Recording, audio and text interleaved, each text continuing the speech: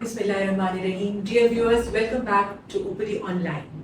मैं doctor summer Asim हूँ और आज जिस बीमारी के बारे में मैं बात करना चाह रही हूँ वो बहुत कॉमन है, तकरीबन हर घर में पाई जाती है और उसके लिए उसका नाम है एच पाइलोरी।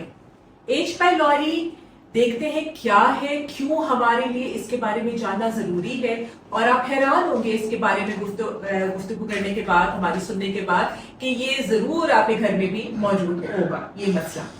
इसके लिए हमने मदऊ किया है हमारे ओपीडी ऑनलाइन के very own gastroenterologist doctor Usama Faizan. आइए वेलकम करते हैं। अस्सलाम डॉक्टर उसामा। कैसी हैं? बिल्कुल ठीक ठाक, आप सुनाएं।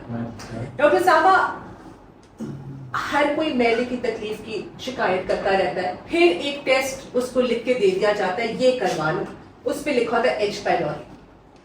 ये क्या है, प्लीज जरा समझाइए। एच पाइलोरी अमूमन पेशेंट्स जो मैदे की बीमारी में मुब्तला होते हैं वो लोग ये टेस्ट करवाते हैं। एच पाइलोरी एक्चुअली एक जरसूमा है, जरासीम है, जो पूरी दुनिया में प्रेवलेंट है। तो पाकिस्तान में बहुत ज़्यादा प्रेवलेंट है। एक स्टडी के मुताबिक पाकिस्तान में 74 मतलब 74.4% लोगों को एच पाइलोरी इन्फेक्शन हुआ है या हो जाएगा। यानी कि मैदे के मरीजों में से 74% या सारी पॉपुलेशन को जब स्क्रीन किया गया oh, wow. तो 74% पॉपुलेशन समझी गई थी। तो एच पाइलोरी इन्फेक्शन उन्होंने कैलकुलेट किया कि वो है। ये मतलब ये तो नहीं किया कि उन्होंने पाकिस्तान की 16 करोड़ या 17 करोड़ आबादी को स्क्रीन कर लिया, उन्होंने एक चंक को स्क्रीन किया और उससे एवेल्युएट किया 74% को। सो ये इस कदर कॉमन एक डिजीज है या एक जरासीम है जिसकी वजह से मैदे की प्रॉब्लम्स होती हैं। ये एक ऐसा जरासीम है जो कि मैदे की जो एक एसिडिक एनवायरनमेंट है, मैदे की जो अगर आप स्टमक के मैदे की पीएच को चेक करें तो वो तकरीबन 6 से कम या 5 से भी कम होती है और इस पीएच पे किसी भी ऑर्गेनिज्म, किसी भी जरासीम का सर्वाइव करना बहुत मुश्किल है। लेकिन पीएच की भी जरा वजाहत करते हैं, क्या होता है पीएच? हम किसी भी केमिकल की तेजाबियत के बारे में कैलकुलेशन करते हैं। 7 से कम ये एसिड होता है, 7 से ऊपर ये एल्कलीज में आ जाता है। तो स्टमक की पीएच जो है वो लेस देन 5 होती है, मतलब बहुत ज्यादा एसिडिक होता है। आम लोगों को समझाने के लिए मैं यही बता सकता हूँ कि वो एसिड इतना ज्यादा तेज है कि अगर वो इस लकड़ी पर भी डाला जाए जो हमारा टेबल है, ये इसके अंदर भी सुराख कर सकते हैं। लेकिन अल्लाह ताला ने हमारे स्टमक को ऐसी लेयर्स दी हुई है, ऐसी प्रोटेक्शंस दी हुई है कि वो एसिड हमारे स्टमक को तंग नहीं करता और उसमें आने वाले हमारे खुराक के जरिए हम जो भी खाते हैं उनकी सारी जरासीम को भी किल करता है। ये उस एसिड का एक फ़ायदा भी है। लेकिन एच पाइलोरी एक ऐसा इन्फेक्शन है जिसको स्टमक का एसिड भी नहीं किल कर पाता या फिर उसको ख़त्म कर पाता, क्योंकि उसके अंदर अपनी कुछ ऐसी डिफेंसिव मैकेनिज्म है जिसकी वजह से वो स्टमक में सर्वाइव करता है, बल्कि वहाँ पे ग्रो करता है। तो इसका ताल्लुक क्या हुआ मैदे में? चले अगर एच पाइलोरी पनप गया मैदे में, वो नहीं मरा, तो उसका तेजाबियत से क्या ताल्लुक है? एक्चुअली जो एच पाइलोरी है वो यूं नहीं कि स्टमक की तेजाबियत को बढ़ा देता है।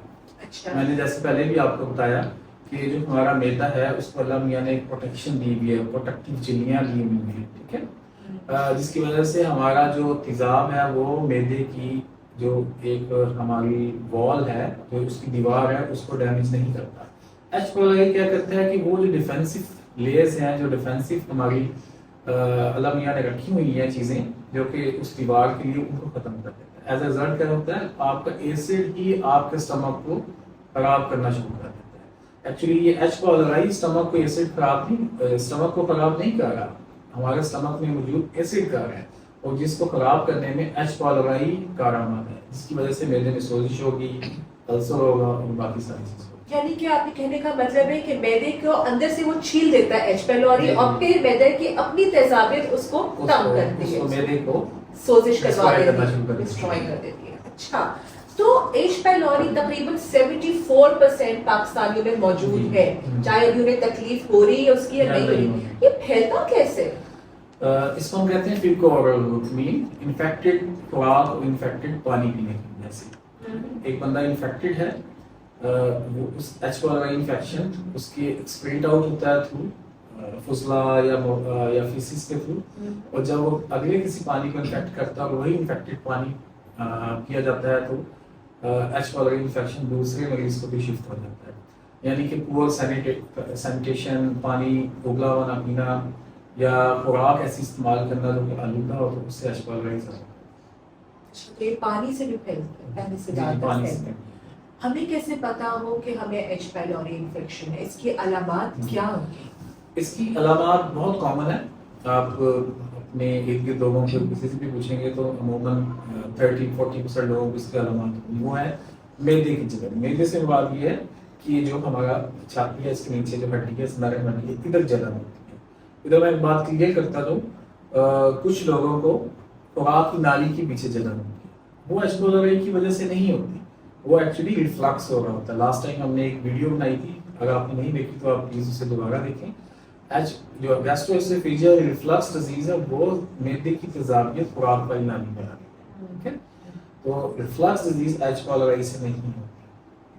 تو اس کی سمٹمز میں مریضوں کو کیا ہوتا ہے کہ جلن محسوس ہوتی ہے معدے میں، جیسے کہ میں نے بتایا آپ کو ایک پوائنٹ بتا کے وہ کہتے ہیں کہ جلن ہے. پیشنٹس کو کھانا کھاتے ہیں تو انہیں درد ہوتی ہے شدید، انہیں کہہ لیں کہ بھوک نہیں لگتی، دل خراب ہوتا ہے ان کا، اور اس کے علاوہ کھانا کھاتے ہیں تو پیٹ پھول جاتا ہے. اس طرح کے سمٹمس کے ساتھ آتے ہیں. ہاں اگر ایچ کولری کمپلیکیشنس کرتے بہت زیادہ جگر کو ڈیمیج کرتے تو ان میں کالے پخانے آنا، خون کی الٹی آنا اور وزن میں کمی وغیرہ بھی شامل ہے. اچھا، تو ایچ پائلوری کی ایسی کمپلیکیشنز ہیں جو کہ بہت خطرناک بھی ہو سکتی ہیں. خطرناک بھی ہیں. یہ کمپلیکیشنز جو ہیں ان میں شامل ہیں جیسے کہ معدے کا السر بن جانا اور چھوٹی آنت کا جس سے جو کہ معدے کے آگے ڈوڈینم ہے اس کا السر بن جانا. السر کیا چیز ہے؟ السر جو میں نے آپ کو پہلے ویڈیو میں بتایا کہ جو ہماری معدے کی ایک دیوار ہے اس پہ پروٹیکٹیو لیئر ہے، وہ پروٹیکٹیو لیئر ختم ہوگی. اب جو ہمارے ایسڈ ہے اس نے اس کی اسٹمک کی وال کو ڈیمیج کرنا شروع کر دیا، اس نے ایک سوراخ سا کرنا شروع کر دیا. آپ لے مین لینگویج میں یہ سمجھ لیں تو اسٹمک کی وال کے اندر ایک سلف سا السر سا، یہ السر ایسے ہی اینڈوسکوپی میں جب ہم کیمرہ ڈالتے ہیں تو نظر آتا ہے جیسے کہ آپ کو زخم، ایک زخم ہی ہوتا ہے جو معدے میں یا ڈوڈینمس کو ہم چھوٹی آنت کہتے ہیں اس میں بنتا ہے. اس کے علاوہ جو ایچ کولری کی کمپلیکیشن ہے معدے کی سوزش، اور اگر یہ لمبے عرصے تک سوزش چلتی رہے تو یہ کینسر میں بھی بدلتی ہے. ٹھیک ہے. اور بعض اوقات جو کمپلیکیشن میں نے بتایا کہ اگر وہ السر ہے اور اس میں بلیڈنگ ہو جائے تو مریضوں کو خون کی الٹیاں، کالے پخانے اور خون کی کمی ہو جاتی ہے. بعض اوقات یہ السر جو ہے وہ معدے کا منہ بند کر دیتا ہے جس کی وجہ سے مریض کا کھانا پینا چھوٹی آنت میں جانا بند ہو جاتا ہے، اسے بار بار الٹیاں آتی ہیں. لیکن یہ جو کمپلیکیشنس ہیں اس وقت ہمارے ملک میں کافی کم ہو چکی ہیں. اس کی وجہ ایک یہ ہے کہ جو معدے کی تیزابیت جب بھی پیشنٹس کو فیل ہوتی ہے تو اوور دی کاؤنٹر ڈرگز وہ ہوتی ہیں جو کہ مریض خود ہی میڈیکل اسٹور پہ جا کے لے لیتے ہیں. تو جیسے کہ ہمارے یہاں بہت پاپولر برانڈس ہیں معدے کے کیپسولس کے، رازی اور ایٹسیٹرا، اور معدے کی جلن کے لیے مختلف سیرپس موجود ہیں تو مریض وہ لے لیتے ہیں جس کی وجہ سے وہ السرز کم بنتے ہیں. اب بہت کم ایسی کمپلیکیشنز کے ساتھ پیشنٹس آتے ہیں، لیکن آتے ہیں، ورنہ ادروائز انیشیلی آج سے آپ 10-15 سال پیچھے چلے تھے جب معدے کا کیپسول جس کو ہم پروٹون پمپ انہیبیٹر کہتے ہیں وہ نہیں تھا تو مریض بہت سارے مریض معدے کی کا پھٹ جانا، چھوٹی آنت کا پھٹ جانا اور خون کی الٹیاں کالے پخانے کے ساتھ. دوسری وجہ جو ہمارے یہاں پہ کمپلیکیشن کام ہے وہ ہے معدے کا کینسر. معدے کا کینسر ہماری پاپولیشن میں کم ہے، شاید ہماری جینیٹکس ایسی ہیں کہ معدے کا کینسر کم ہوتا ہے ایز کمپیئر ٹو کچھ ایشینس پاپولیشنس ہیں جیسے کہ جاپان. وہاں پر ایچ کولری انفیکشن بڑا سیریسلی لیا جاتا ہے بیکاز وہاں پر معدے کی کینسر کی شرح بہت زیادہ ہے اور اس کی بہت بڑی وجہ ایچ کولری انفیکشن. اچھا ڈاکٹر صاحب یہ بار بار کہہ رہے تھے کہ کالے پخانہ خون کے الٹے، کہ کالے پخانہ کیا چیز ہے؟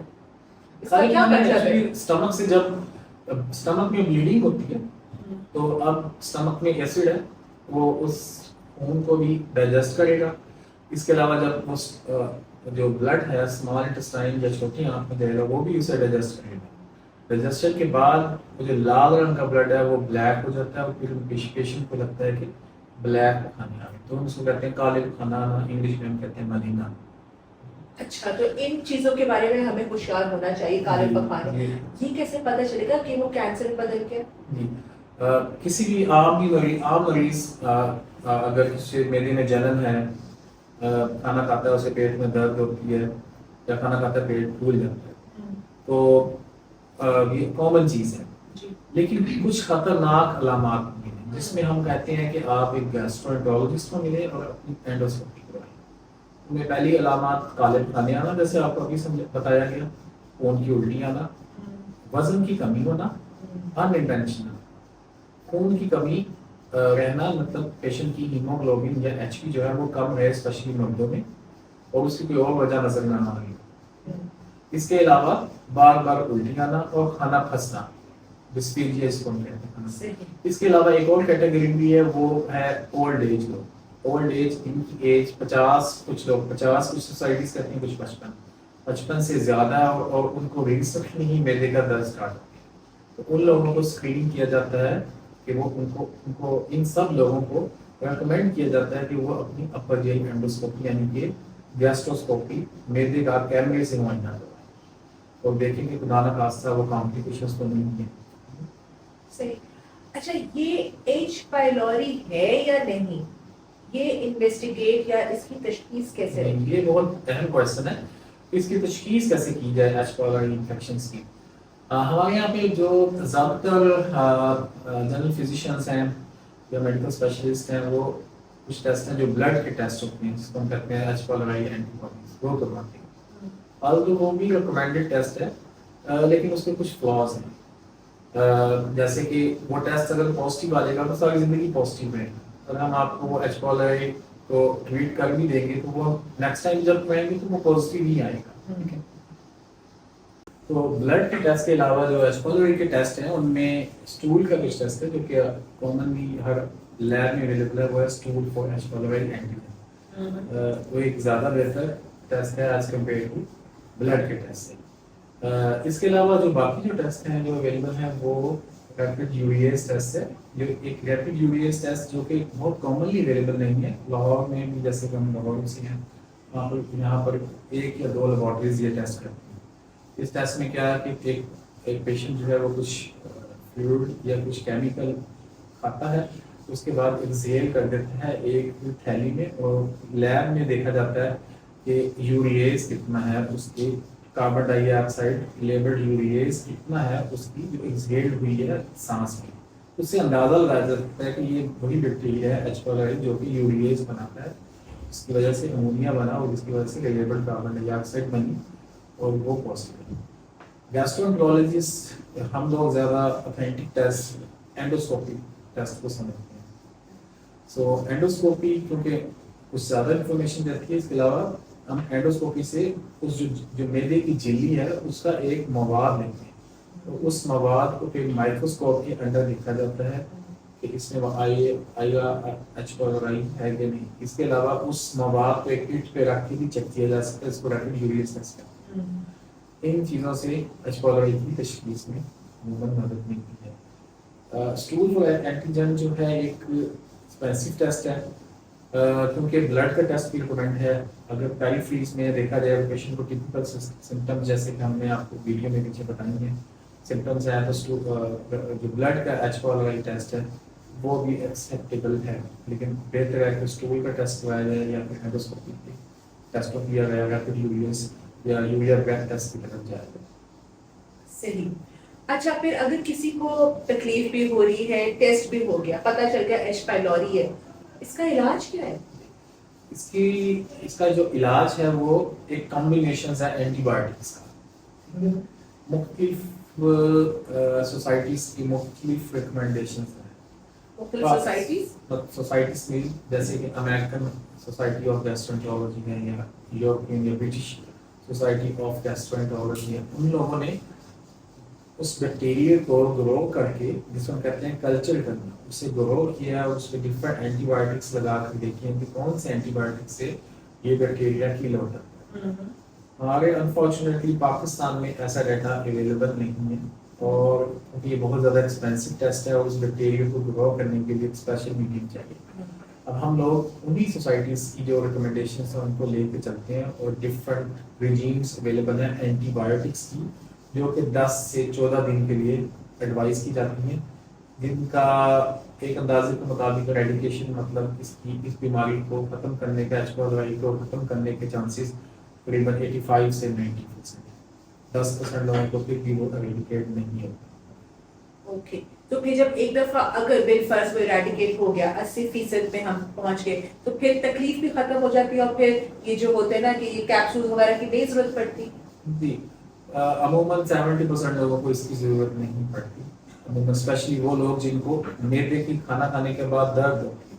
کچھ کیٹیگریز وہ بھی ہیں میدے کی جن لوگوں کو یہ پرابلم بھی چلتی ہے اور پھر ان کو کچھ اور ٹریٹمنٹ کی بھی یا کچھ اور ڈائگنوسس انڈر لائن چل رہا ہوتا ہے اس کی ٹریٹمنٹ کی ضرورت پڑتی ہے۔ بس نا اتنے سارے لوگ ہیں میرے آس پاس کے جانے والے جو کہ مستقل کیپسولز پر ہیں اور ڈاکٹر نے کہا یہ زندگی بھر کھانی ہے، اس کا کوئی ایچ پائلوری سے تعلق ہے یا یہ وہ 10% ہے جو کہ ٹریٹ نہیں ہوئے یا یہ وہ والے ہیں جن کا میں ایچ پائلوری نہیں تھا کسی اور وجہ سے تیزابیت ہوئی جا رہی ہے؟ جی یہ ایکچولی ایک فرسٹریٹنگ کنڈیشن ہے جو کہ پیشنٹس کے لیے ذرا ڈیفیکلٹ ٹو انڈرسٹینڈ۔ جی ایک بڑا ہی کامن سا محاورہ once on P P I always on پی پی آئی۔ کوئی بندہ ایک دفعہ میدے کا کیپسول لے رہے ہیں تو اسے ساری زندگی ہی کیپسول کی ضرورت پڑتی ہے میدے کا کیپسول۔ پرابلم یہ ہے کہ ایچ پائلوری تو ریڈیکیٹ ہو گیا لیکن ہو سکتا ہے کہ اسے انڈر لائن دوسری پرابلمس جیسے کہ میں نے آپ کو پہلے بھی بتایا ویڈیو میں گیسٹرو اسوفیجل ریفلکس جو ریفلکس چھاتی کی جلن ہے، عموماً طور پر لوگ اسے بھی ایچ پائلوری میدے کی جلن میں ہی لے کے چلتے ہیں۔ وہ ریفلکس نہیں ٹھیک ہو سکتی جب تک کچھ لائف سٹائل چینجنگ نہ کی جائے جیسے کہ ویڈیو میں آپ کو بتایا گیا تھا۔ اور اس کے علاوہ اور بھی پرابلمس ہیں جیسے کہ پتے کی پتھری ہے اس کا درد ہے، اس کے علاوہ کچھ پیشنٹس ایسے بھی ہوتے ہیں جن کو فنکشنل پرابلمس ہوتی ہیں، مطلب سائیکولوجیکلی اسٹریسفل کنڈیشنز میں ہوتے ہیں تو ان میں ہر وقت ایک پین یا ایک پیٹ کا پھولنا فیلنگ آ رہی ہوتی ہے اور کچھ لوگوں کی سائیکولوجیکلی کہہ سکتے ہیں کہ اس میدے کی کیپسول سے اٹیچمنٹ بھی ہے، وہ کہتے ہیں کہ ہم نے وہی برانڈ اور وہی کھانا ہے تو اس سے ہی بہتر ہوں گی۔ عموماً ایچ پائلوری ایریڈیکیٹ ہو جاتا ہے اور لیکن کچھ دوسری پرابلمس ہیں جو ساتھ چلتی رہتی ہیں جس کی وجہ سے وہ میدے والا کیپسول ساتھ چلتا رہتا ہے۔ بعض لوگ مریض کچھ ایسی ادویات استعمال کر رہے ہوتے ہیں جس کے سائڈ افیکٹس ہوتے ہیں، عموماً بہت ساری میڈیسنس کے سائڈ افیکٹس دل متلی پیٹ کا پھولنا اور ایسی چیزیں ہوتی ہیں تو ان لوگوں کو بھی ساتھ پھر میدے کا کیپسول لینا پڑتا ہے۔ اگر ایک انفیکشن ہے نا ایچ پائلوری ایک انفیکشن ہے، ایک دفعہ اینٹی بائیوٹک دے کے ختم کر دی دوبارہ بھی ہو سکتی ہے؟ جی دوبارہ بھی ہو سکتی ہے، آپ دوبارہ انفیکٹڈ فوڈ یا پانی لیا جاتا ہے یا پھر 10% کے قریب پاپولیشن ایسی بھی ہیں اب تو ہمارے پاس ڈیٹا نہیں ہے انٹرنیشنلی جو سوسائٹیزم کے ڈیٹا کے مطابق جو کہ ریزسٹنٹ کیس ہیں جن کو اینٹی بایوٹکس کی ریزسٹنس ہوتی ہے اور یہ جو اگر ہمارے پاکستان میں یہ اسٹڈی ہو تو میرا خیال ہے یہ 40% سے بھی زیادہ چیز کامن ہوگی۔ کیوں؟ کیونکہ ہمارا آج کا 2 سال کا بچہ بھی ایریتھرومائسن جو ایک اینٹی بایوٹک ہائی ڈوز لیووفلوکساسین اور اس کے علاوہ اور بھی زیادہ جو براڈ اسپیکٹرم اینٹی بایوٹکس ہیں وہ لے رہا ہے۔ ہماری ارلی ایج سے ہی ہائی ڈوز اینٹی بایوٹکس جی ہمارا خیال فزیشینس کا گیسٹرونٹولوجسٹ کا یہ ہے کہ یہ جو ریزسٹنٹ جو کہ انٹرنیشنلی 10% ہے ہمارے یہاں پہ یہ ریزسٹنٹ مور دین 30-40% بھی ہو لیکن کیونکہ ہمارے پاس کوئی گیجٹ نہیں ہے اس کو میجر کرنے کا یہ ایک اندازہ نہیں ہے اس لیے شاید وہ پرسسٹ بھی کرتا ہے انفیکشن۔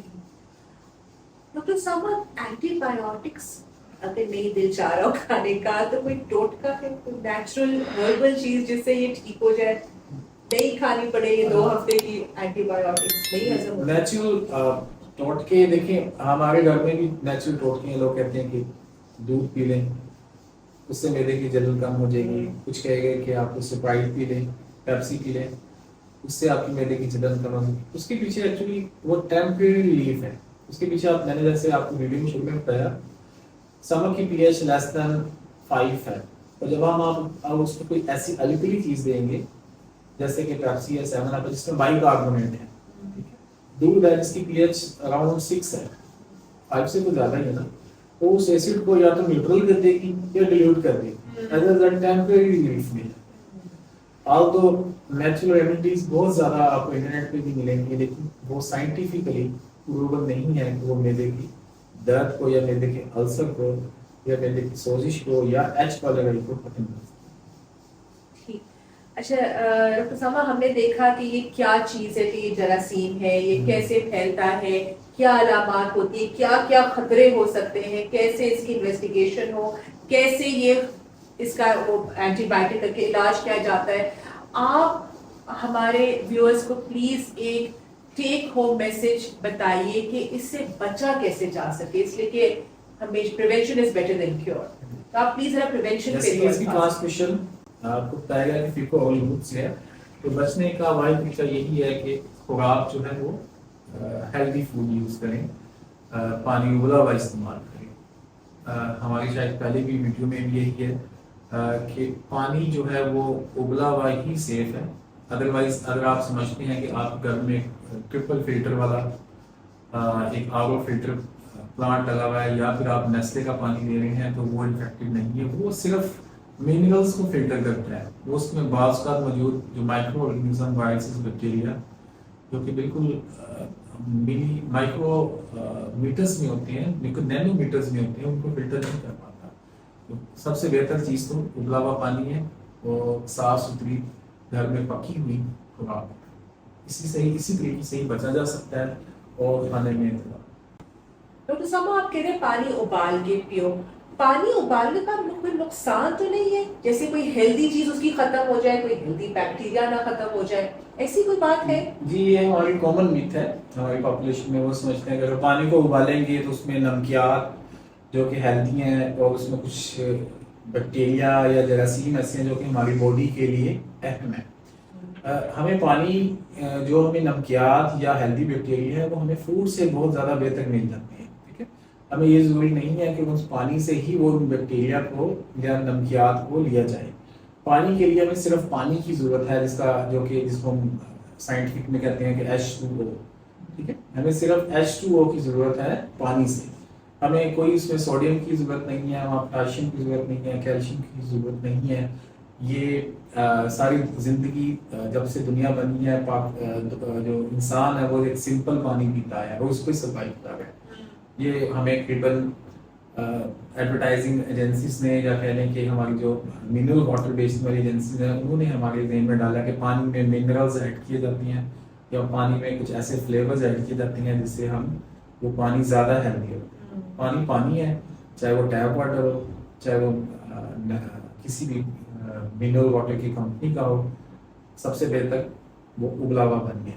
اس کی ایک اور وجہ بھی ابلا ہوئے پانی کے اسٹریس کرنے کی ضرورت یوں ہے کہ اگر آپ کوئی منرل واٹر کی ایک برانڈ اسپیشلی پاکستان جیسے ایریا میں خرید رہے ہیں تو ضروری نہیں کہ وہ پانی وہیں سے ہی بھر کر آیا ہو سکتا ہے کہ وہ پانی کسی نے گھر میں بھر کے اور اس پہ وہی نل واٹر بھر کے اس پہ ریپنگ کی ہوئی ہے، گھر پہ کوئی فلٹر آر او پلانٹ رکھ کے اس کو ریپنگ کی ہوئی ہے اور آپ کو وہ دے رہا ہے.